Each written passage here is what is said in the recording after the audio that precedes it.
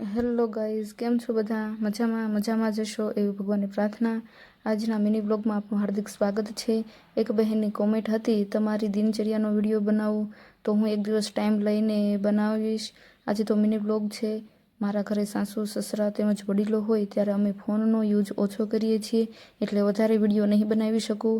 આ છે મારું કિચન. બપોરનું કામ પૂરું કરી થોડીવાર આરામ કરી અને હવે ઘડિયાળમાં વાગી ગયા છે 4 ને ઘરના લોકોની ફરમાઈશ છે કે નાસ્તામાં કંઈક બનાવો.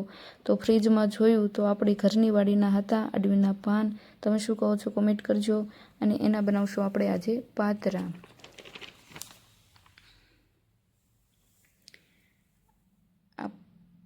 આ છે અડવીના પાન અને તેને સાફ કરી ઉપરનો ભાગ જે આવે તેને આપણે દૂર કરીશું. હવે પેસ્ટ બનાવવા માટે આપણે ડુંગળી, લીલા મરચાં, આદુ, લસણ બધું મિક્સ કરી સારી રીતે તેનું કટિંગ કરી લઈશું. આજે 100 સબસ્ક્રાઈબની ફેમિલી થઈ ગઈ છે. આપણે બધાનો ખૂબ ખૂબ આભાર. અને નવો વિડીયો બનાવીએ છીએ એટલે ઘણી બધી મિસ્ટેકો થતી હશે.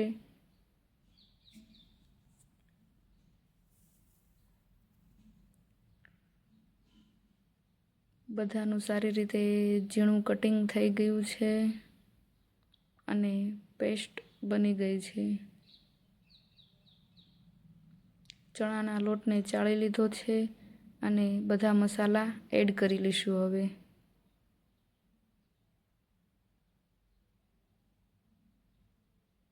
મસાલા એડ થઈ ગયા છે અને બનાવેલી પેસ્ટ પણ એડ કરી દઈશું.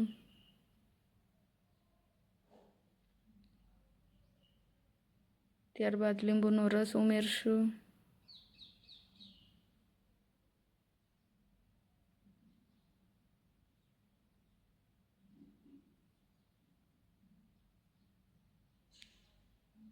સારો ટેસ્ટ આવે એ માટે થોડી ખાંડ પણ ઉમેરશું. વિડીયોવાળા મસ્તી કરે છે. થોડાક લીલા ધાણા ઉમેરશું.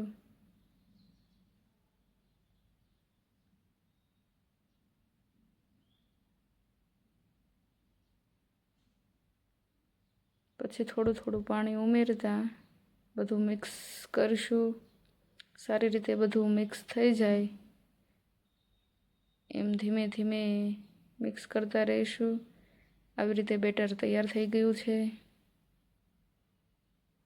પછી એક બધા પાનને આવી રીતે કરી બેટર લગાવી લઈશું.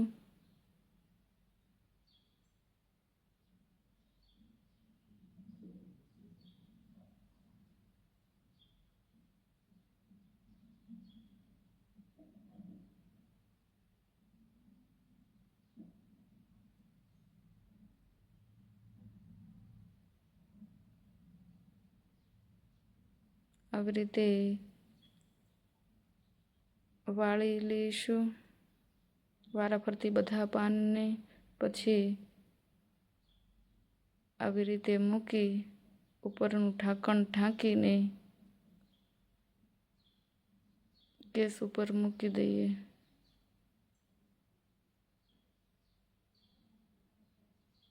આ છે આપણા પાતરા.